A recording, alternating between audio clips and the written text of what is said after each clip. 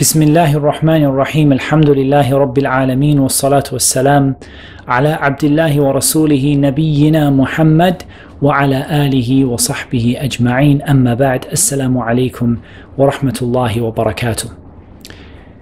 I'm making this video because of something which is a little bit troubling and quite concerning that relates to Ramadan, but it's actually a wider issue than just Ramadan. It actually happens in a lot of things. And that is relating to a message that came around, and I got a copy of it. Some people asked about it, which was advising the people not to go and pray tahajjud in the masjid, or not to pray taraweeh and then to go and pray tahajjud or Qiyam'ul Lail in the masjid, and calling this a bid'ah and attributing this to our Sheikh Nasir al-Albani rahimahullah ta'ala, as well as a statement from Sheikh Ibn Uthaymeen rahimahullah. In reality, what often happens is that people spread messages that often they don't really understand, and that can have very, very negative consequences for people. And the reality of this message is that the outcome of it is to discourage the people from praying Qiyam'ul Lail, and to discourage the people from going to the masjid in the last 10 nights of Ramadan. Now, I'm sure the author of that message did not intend that to be the case, and he was a student of knowledge, or she was a student of knowledge who wanted to share knowledge from the Shaykh with everyone. I believe that was most likely their intention. But just like Ibn Mas'ud radiyallahu ta'ala anhu said, not everyone who wants good achieves it. And that is unfortunately the reality, because the outcome of that message was sadly to cause a lot of people to leave the ibadat that they had been doing, believing that this ibadah of theirs would not be accepted by Allah subhanahu wa ta'ala. So I wanted to explain a little bit of a background to this so that you understand. First of all, this issue comes back to whether or not it is permissible to pray more than 8 raka'at in one night. I'm not going to call them taraweeh, I'm not going to call them tahajjud or Qiyam'ul Lail. I'm going to try and simplify the issue and say, is it permissible to pray more than 8 raka'at in a night? And the answer to that is, first of all, that our Messenger sallallahu alaihi wasallam never prayed more than 8 rak'ah. Not in Ramadan and not outside of Ramadan, as is narrated by Aisha radiallahu anha, and we have no doubt about this. It's not true like some of the people said, where they said this is the Taraweeh and he used to pray extra in this way. The hadith is very clear that he did not used to pray more than 8 rak'at inside or outside of Ramadan for his night prayer.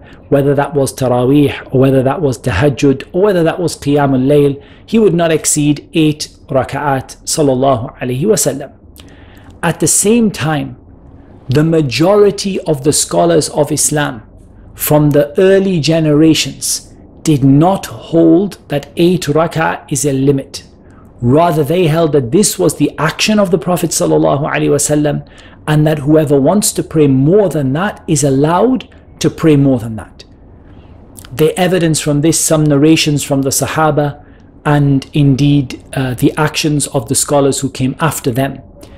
And they made a very interesting and a very valid point, which is to say that nobody here is disputing the Sunnah in terms of what the Prophet ﷺ did. But the Sunnah is not just what the Prophet ﷺ did. It's about how the companions understood what he did.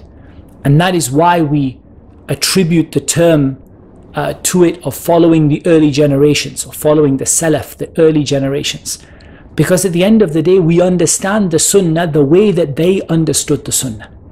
And the way that they understood the Sunnah, and Allah knows best, is that the majority understood that the Prophet ﷺ did not mean for these 8 raka'at to be a limit. Rather, that is what he used to pray, and whoever wants to pray more than that can do so, and whoever wants to pray less than that can do so. Now, it must be noted that there is another opinion. That is the opinion of our Sheikh Nasir rahimahullah ta'ala, and a number of other scholars who held that the 8 rak'ah is an upper limit and you can't pray more than that. The issue here is not the opinion of the Shaykh, or indeed the opinion of the other scholars. The issue here is spreading a message around for which the outcome of that message is something which stops the people from doing their ibadat. And it doesn't explain to people properly that there is a difference of opinion. It doesn't explain to people that the Lajna ad-Da'ima, the permanent committee of senior scholars in Saudi Arabia, issued a fatwa to say that there is nothing wrong with separating between Taraweeh and Tahajjud and praying 8 rak'ah for Taraweeh and 8 rak'ah for Tahajjud, as long as you don't repeat the witr twice in one night. And this is the opinion of the Lajna ad-Da'ima. But unfortunately, this is not shared with the people. And so what is shared instead is a one-sided view of an issue which is a minority opinion held by a small number of scholars, and it is presented to the people that this is the opinion of Ahl Sunnah, and that anyone who goes against this has fallen into bid'ah, and so on and so forth, and causing the people to doubt their ibadat, causing people to doubt their proper practice in Ramadan, causing people to not go to the masjid on what could be Laylatul Qadr. This is not something praiseworthy. And this is not something that Shaykh al-Albani rahimahullah ta'ala or any of the other shuyukh would have had anything good to say about, and Allah knows best. Rather, the people should be explained to them. If you are from those people who believe that it is not permissible to pray more than 8 rak'ah, then explain to the people the best way to do it. Tell the people, go to Isha with the Imam, pray, for example, the first 2 rak'ah of Taraweeh with the intention of the Sunnah prayer, for example. Go back home, come back at Tahajjud time, and pray your Taraweeh with the Imam. Begin with the Imam and finish with the Imam your 8 rak'ah, then pray your witr, and alhamdulillah. And explain to people in a way that will benefit them. But as for just saying to people that you going for Tahajjud is bid'ah, then what is it going to be the outcome of that? The outcome of that is that people are going to miss Laylatul Qadr. People are going to become lazy. People are going to stop doing worship that they were doing. This is not hikmah. And that is why some of our scholars in Islam, rahimahumullah ta'ala, they said not every issue of ikhtilaf should be shared among the ordinary people. Because wallahi, you share this issue of ikhtilaf and you're pushing people away from the deen, you're pushing people away from Islam, you're pushing people away from the salah. With no dalil, with no evidence, you're not explaining to them the issue, you're not showing to them that it's two sides, instead you're telling them that all of Ahl Sunnah are agreed that praying Tahajjud in the masjid is bid'ah. This is not true. Not even the majority. This is a minority opinion. And even if it is the truth, then still explain to the people how they should deal with it. Explain to the people that, for example, you go and you make, if you can get up for Tahajjud and you're waking up at this time, it's better you go and pray in the last third of the night with the Imam, begin with the Imam and finish with the Imam, make sure you attend Isha in the masjid, or whatever it is that the advice is going to be. But instead we see people sharing opinions that really they don't understand.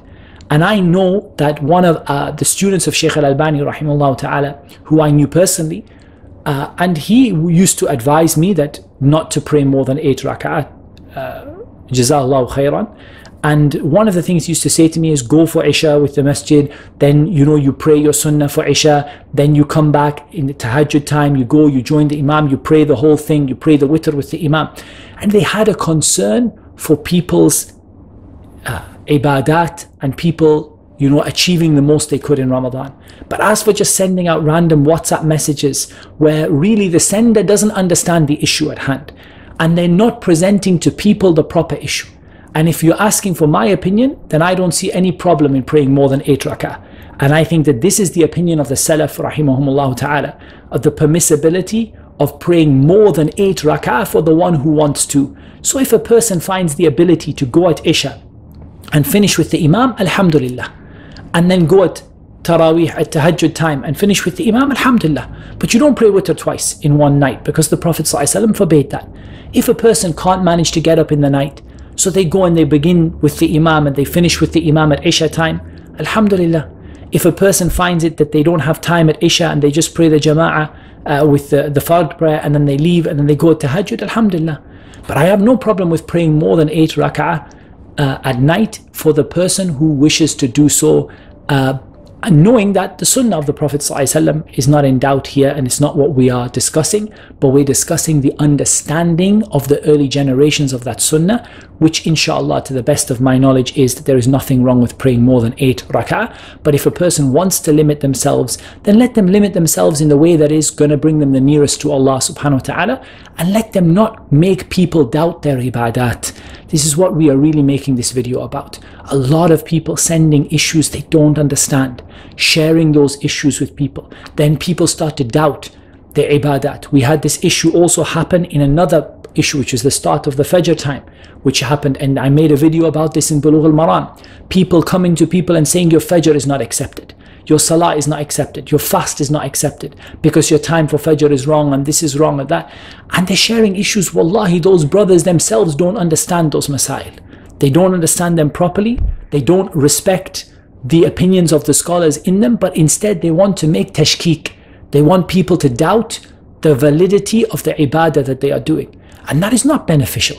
Guide the people to what is good, but don't cause the people to doubt their ibadat. So if you're a person who is going for Taraweeh and then coming back in the second half of the night for Tahajjud in these last 10 days, and inshallah there is no problem with that. And don't allow people to send, messages around and swap messages around, which in reality they don't fully understand, or the few of them that do understand, and it's not explained in a proper way. So we hope this video has gone about clarifying that. We ask Allah Azza wa Jal to accept our qiyam and our siyam in this month, and Allah Azza wa Jal knows best. Wassalamu alaikum wa rahmatullahi wa barakatuh.